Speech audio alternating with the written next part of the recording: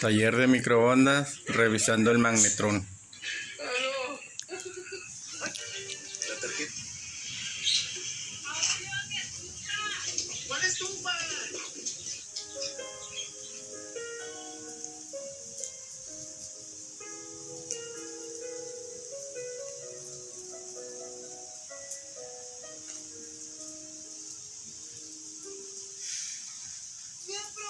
Papá.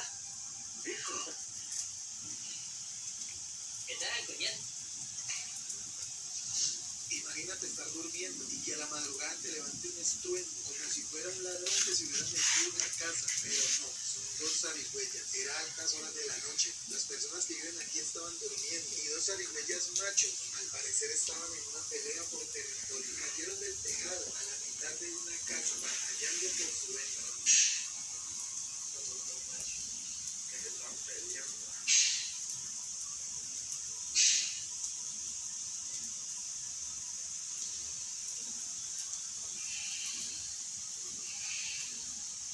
Y mírenme a mí, yo aquí en el medio, tratando de resolver un problema que no era mío. Estos dos animales están en alto grado de excitación, que están haciendo respetar su territorio. Al final solo quedaría uno. Estos son como demonios de Tasmania. Cuidado.